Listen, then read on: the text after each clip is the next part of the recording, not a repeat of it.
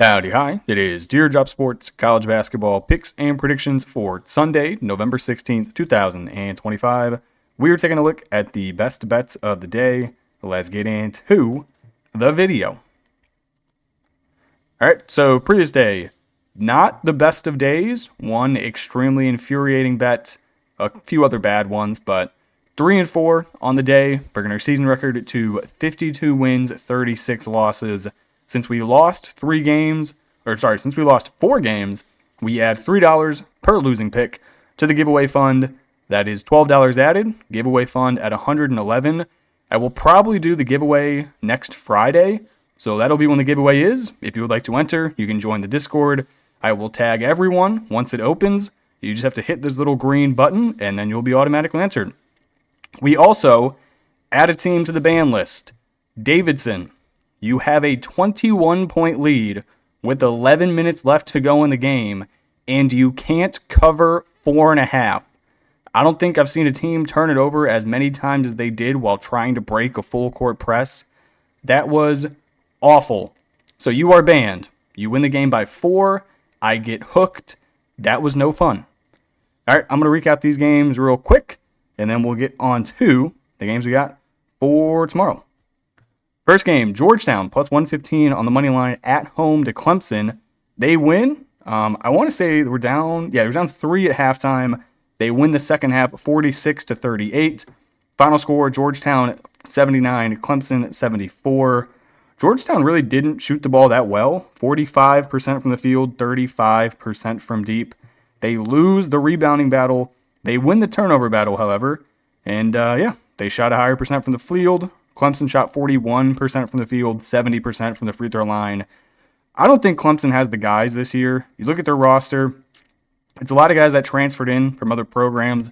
Brownell's normally pretty good at building guys up from the bottom. Look at PJ Hall, look at Ian Shefflin, look at their guard they had, Dylan. All those guys have been in the program multiple years. This is his first year with a true portal roster. Don't really trust him that much. Next one, we had Butler plus 6.5. They almost won this one on the money line. They had a 5-point halftime lead. They lose the game 85-82. You had Finley Bizjack had a half-court shot to win the game. It hits the back iron. They lose. They were down 8 points, like a minute and a half left, and they brought it back all the way to a tie game. SMU comes down, makes a mid-range. Butler tries, but does not win it themselves. All right, next game we got Youngstown State. We took them on the road at St. Bonaventure, plus 9.5. This one could have been a money line. Youngstown State loses the game 84-80. The Bonaventures are good at winning close games, but they don't cover the spread here. So shout out to the Penguins. Youngstown State 49% from the field, 36% from deep. St. Bonaventure 58% from the field. They lose the turnover battle at home, 6 of 13 from deep. The Bonnies have a decent squad. I think I'm going to fade them come conference play. Their next few games, versus Robert Morris, I will take the Horizon team once again. Then they hit the gauntlet. They go at UNC, at East Carolina, at Florida Atlantic. Have fun with all those games.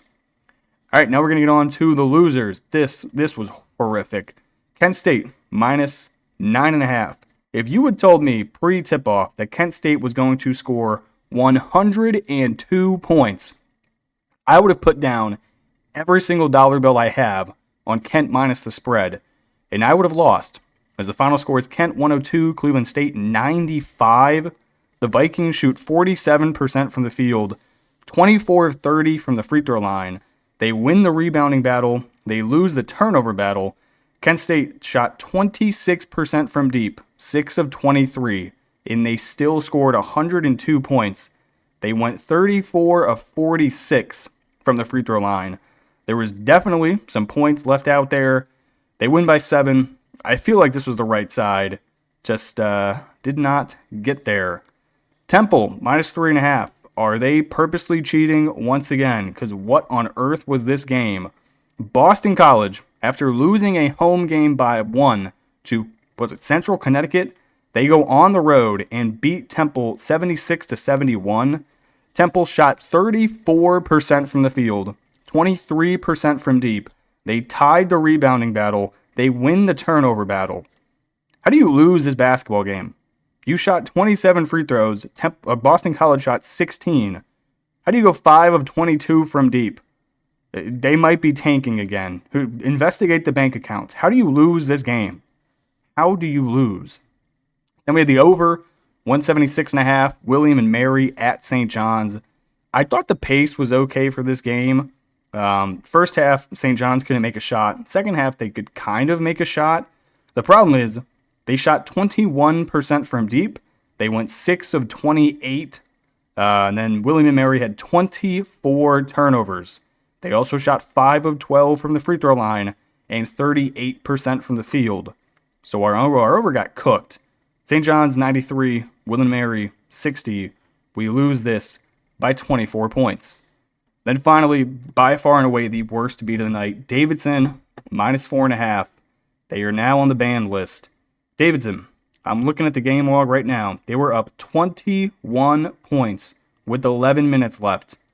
They win the game by 4. So we get hooked once again. They just kept on turning the ball over. They had 18 turnovers compared to Bowling Green's 9. Bowling Green put them in a full court press, and they could not figure out too many white dudes to break the press. You need some athletes to break it, and they had zero athletes. Like, my God, this hurts to watch. Brutal. All right, that is how we go 3 and 4. Let's get on to the games for tomorrow. All right, first game we got, it is App State on the road at Dartmouth. I'm going to take App State -1.5. This is my favorite bet of the day. That being said, my favorite bets of the day started off 2-0. We've now go 0-2 since. So hopefully this one wins, and that's about it. Very confused on this line. Dartmouth, I think, is one of the worst teams in the country. Definitely one of the bottom teams in the Ivy. App's not bad. They've been a good mid-major program for a while. This line reeks. I'm going to jump into it. Give me App State -1.5. App State 2-2 on the year. They won over a D2 school by about 50. They beat NC Central at home by 22. Their 2 losses on the road at Central Michigan. First game of the year by 16. And then at Ohio State by 22. They're a relatively new team. They returned 2 starters. They're bringing in some pieces from the portal. They're going to be a little suspect early in the year. But in terms of competition level, Dartmouth has to be the easiest team to go play a road game at. It's Sunday at Dartmouth. No one is going to be at this basketball game. They are all going to be in the library studying for midterms, which take place in a week. There's going to be no one at this goddamn basketball game. Dartmouth, they're 0-2. 19-point home loss to Marist, then a 7-point road loss to Bryant. Like most of the Ivy League schools, they do return a bunch of production from last year's team. That doesn't mean anything, because all those dudes are horrible at basketball. They are not trying to go play overseas after the season's over and continue their basketball career. They are trying to get a degree from Dartmouth and then go make $1 billion in the tech industry or engineering or some other fancy stuff. They're not trying to play basketball. Their team is shooting 27% from deep, 38% from the field overall. No thank you. Give me App State. All right, next game. I think the wrong team is favored. Give me Maine +2.5 at home versus Quinnipiac.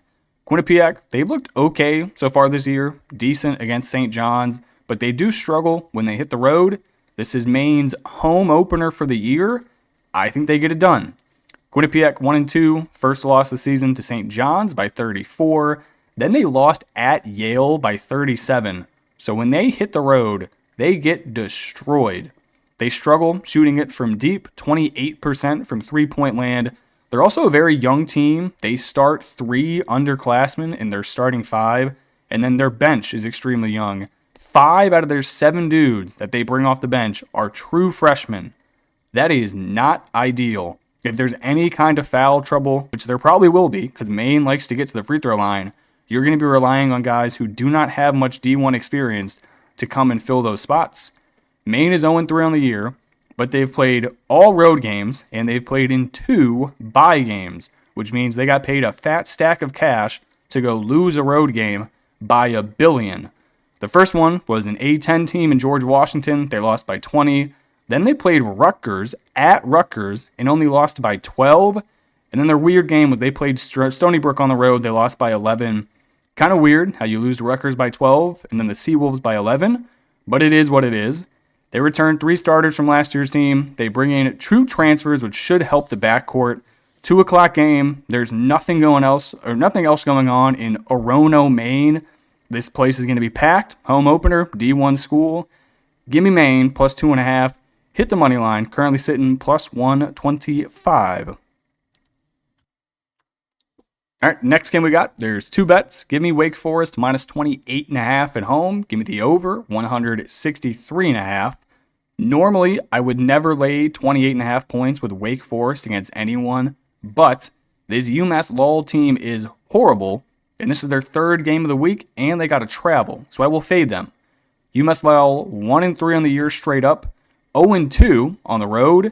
Their only win of the season was against a D3 school. Their losses on the road to UConn by 63, at home to New Haven, who is realistically a Division II team. This is their first team in D1. They lost by 6 points to them. And then on the road to Columbia by 14. This team is ridiculously small. They turn the ball over nearly 15 times a game.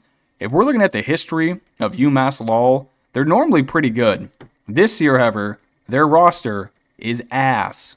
Wake Forest 2-1 of the season. Their only loss coming back home was on the road to Michigan by 1 point.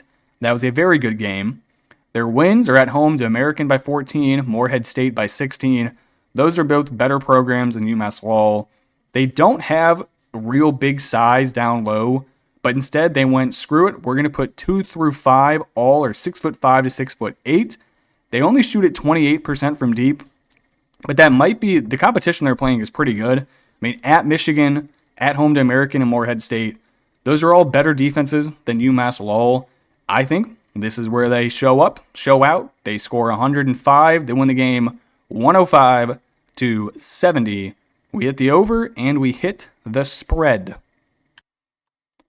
All right, next game we got Western Michigan on the road out South Dakota. I'm going to take South Dakota minus 3.5. We've already bet South Dakota this week. They covered easily. Then earlier this week, we also bet against Western Michigan, and they screwed us as IPFW blew like a 10-point lead at halftime. I don't think we see that again. Give me South Dakota minus 3.5. Western Michigan 2-2 on the year. They are 0-1 on the road so far, losing to Campbell by 11 points. They also lost earlier this season to a Division II school by 4 points. Their 2 wins, Coastal Carolina by 5, then IPFW by 12. Very young team. They lack size in their backcourt. Both of their starting guards are listed under 6 feet tall. That is not going to go well. This South Dakota team is just a bunch of tall white dudes, and it's a good environment. South Dakota, place will be packed. There's nothing else to do up there on a Sunday, so you might as well go to a basketball game. South Dakota 2-2 on the year. Their losses coming in their first 2 games of the season to Utah Tech by 2 and then Creighton by 16 on the road. This team is led by their senior center, 6'8". I don't see who on this Western Michigan team is going to guard that guy. He's like a bowling ball down low. He's surrounded by a bunch of sharpshooters. They're going to have the ball down low. He's going to kick it out. They're going to make threes. This should be an easy win. This was almost my favorite bet of the day, but then I remember the Ivy League is banned and Dartmouth is horrible, so App State took it just by a little bit, but I do really like South Dakota minus 3.5. All right, final bet. Another team we're going to fade for a long time. Give me Colorado State minus 5.5 at Loyola Chicago. Loyola Chicago, probably one of the worst teams in the A-10. Colorado State, first year under a new coach. They look really good. Looking to take a step up and actually make the tournament this year in the Mountain West. Colorado State 3-0, wins over Incarnate Word by 34, Omaha by 23, Cal Poly by 14.